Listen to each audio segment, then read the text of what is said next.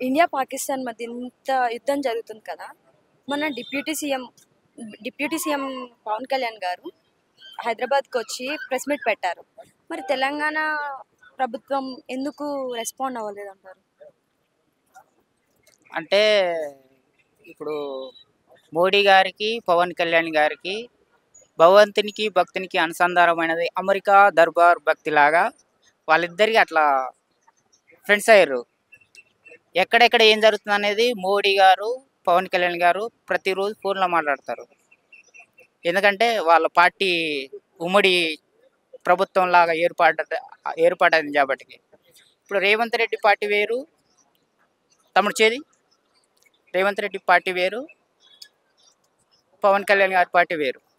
అందు గురించి వీళ్ళకు కుక్కకు పిల్లికి ఎట్లా వైరుధ్యం ఉంటుందో ఇవి ఈయనకు ఆయనకు అట్లా వైరుధ్యం ఉంటుంది. ఎమ్మటే సమాచారం తెలియదు, అందు గురించి పెట్టలేకపోవచ్చు.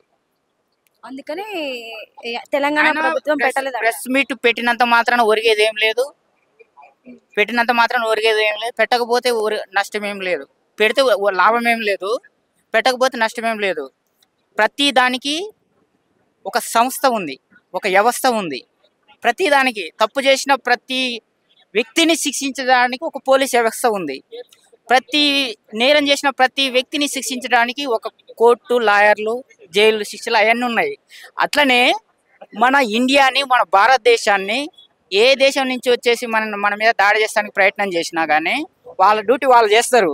మోడీ చెప్పినా చెప్పకపోయినా, రేవంత్ రెడ్డి చెప్పినా చెప్పకపోయినా, పవన్ కళ్యాణ్ చెప్పినా చెప్పకపోయినా, అంటే అది వాళ్ళ బాధ్యత అంతే. అది వాళ్ళ బాధ్యత, వాళ్ళు నిర్వహిస్తారు అంతే. వాళ్ళు ఉన్నదే, వాళ్ళు పనిచేసేదే దేశాన్ని కాపాడడం కోసము, భారతదేశంలో ఉన్న ప్రజలని రక్షించడం కోసము. ఆయన ప్రెస్ మీట్ పెట్టినంత మాత్రాన అటాక్ అని చెప్పేసి రెడీగా ఉండరు, పెట్టకపోతే సపోర్ట్ చేయకుంటే ఏమి ఉండరు, చేతులు కట్టుకొని ఉండేది సీన్ ఏమి ఉండదు. వాడు ఒకటేస్తే మనల్ని 10 వేస్తారు, అంత ఉన్నది. మన మామూలు విషయం ఏం కాదు. అంటే ఇప్పుడు సింధూరా అని ఒకటి ప్రకటించారు. అంటే సింధూరా అంటే ఏంటి, అసలు దాన్ని ఎట్లా మనం పబ్లిక్ కి ఎలా తెలియజేయాలి? అంటే ఒక్కొక్క దానికి ఒక్కొక్క పేరు పెడతారు మేడం. సింధూర అంటే ఇప్పుడు మనం ఒకటి తయారు చేసినాం అనుకో, దానికంటూ ఒక పేరు ఉండాలి. ఒక పాప పుట్టింది, ఒక బాబు పుట్టిండు అంటే తన వ్యక్తికి దానికి ఒక పేరు ఉంటే పిలిచామని రావడానికి ఒక అవకాశం ఉంటుంది. అట్లా ఒక్కొక్క దానికి ఒక పేరు పెడతారు. అంటే ఇప్పుడు మన పాకిస్తాన్కి చైనాకి లింకప్స్ ఉన్నాయనేసి టాక్, అది ఎంతవరకు నిజం, ఎంతవరకు అబద్ధం? చైనాకి పాకిస్తాన్కి అంటే మన ఇండియా మీద యుద్ధం చేయడానికి పాకిస్తాన్ చైనా కలిపి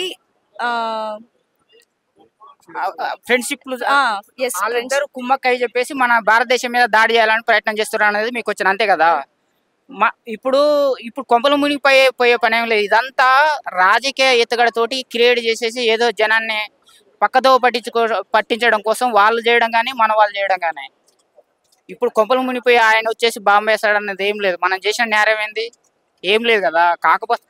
కాకపోతే మంచి అనేది చెడు అనేది ప్రతి రాష్ట్రంలో ఉంటుంది, ప్రతి దేశంలో ఉంటుంది, ప్రపంచంలో ఎక్కడైనా ఉంటుంది. మన కుటుంబంలో కూడా మంచి ఉంటుంది, చెడు ఉంటుంది.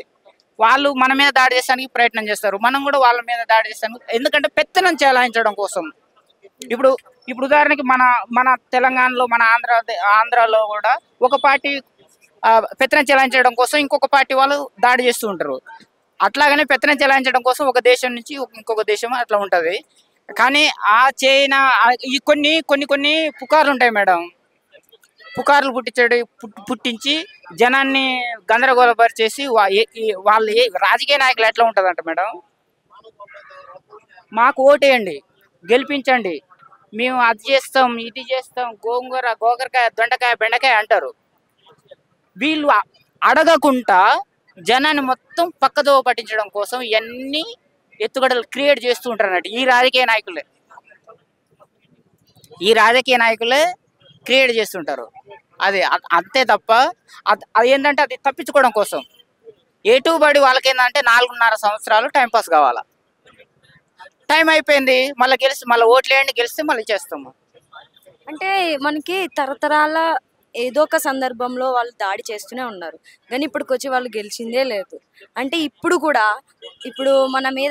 మన మీద దాడి చేస్తున్నారు కదా, ఇప్పుడు వాళ్ళు గెలుస్తారు అనుకుంటున్నారా, లేదంటే గెలుపు ఓటమి మన క్రికెట్ మ్యాచ్ లాగా కాదు మేడం.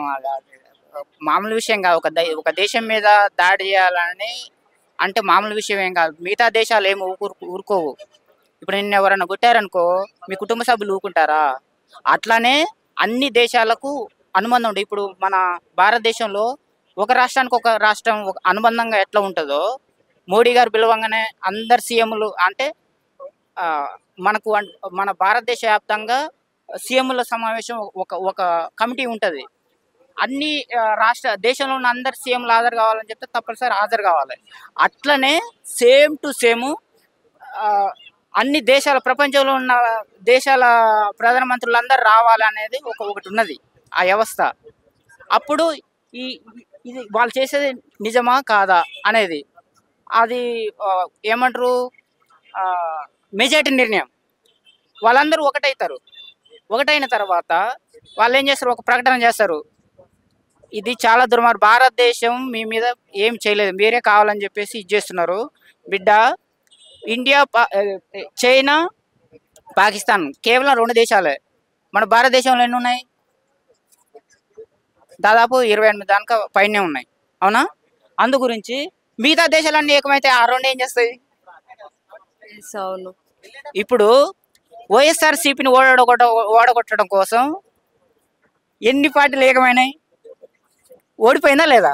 అట్లనే ఒక దేశం దాడి చేసే క్రమంలో ఈ దేశాలన్నీ ఏకమైనప్పుడు వాళ్ళు ఏం చేస్తారు? ఏం చేయలేరు కదా. కాకపోతే మనని గందరగోళ పరిచి వాళ్ళు 4.5 సంవత్సరాలు టైంపాస్ చేయడం కోసం తప్ప ఏం లేదు. అది ప్రజల్ని పక్కదారి మళ్లించడమే. మళ్లించి వాళ్ళు మళ్ళీ నెక్స్ట్ టైం అధికారంలోకి రావడానికి ప్రయత్నం చేస్తారు తప్ప ఇంకోటి ఏం లేదు. మనం ఏం కంగారు పడాల్సిన అవసరం లేదు. ప్రధానమంత్రి చెప్పినా మన భారతదేశాన్ని సైనికులు కాపాడతారు, చెప్పకపోయినా కాపాడతారు. కాకపోతే వాళ్ళకి ఆయుధాలు ఉంటాయి. ఇప్పుడు మీ కెమెరాలో చిప్ ఉంటుంది, అది దానికంటూ ఒక టైం ఉంటుంది. ఆ టైం అయిపోయిన తర్వాత ఇంకొక చిప్ ఏర్పాటు చేయడం కోసం సహకారం కావాలి.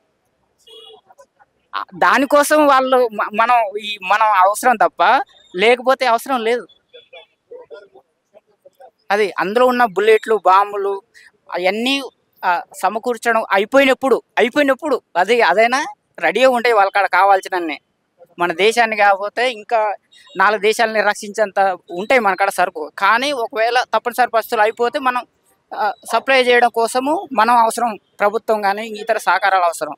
వాళ్ళు దాడి చేస్తుంటే మన ప్రధానమంత్రి కొట్టకండి తిట్టకండి అనగానే కొడతారు మనోళ్ళు. అది ఎందుకంటే వాళ్ళ బాధ్యత, అది వాళ్ళ పని, అది అంతే. వాళ్ళ పని వాళ్ళు చేస్తారు అంతే. పోలీసులు కూడా వాళ్ళ పని వాళ్ళు చేస్తారు, జడ్జీలు కూడా వాళ్ళ పని వాళ్ళు చేస్తారు. ఈ మున్సిపల్ సఫాయి వాళ్ళు పొద్దున్నే 5 గంటలకు వచ్చేసి ఊకుతారు. వాళ్ళ పని వాళ్ళ డ్యూటీ వాళ్ళు చేస్తారు అంతే. నువ్వు వచ్చి ఎందుకమ్మా ఊకుతున్నావు, ఊకుమాకంటే ఊకుంటారా? పోమా పో, నా డ్యూటీ నేను చేసుకుంటా అంటారు. పోలీసులు కూడా అంతే. Okay, thank you. అది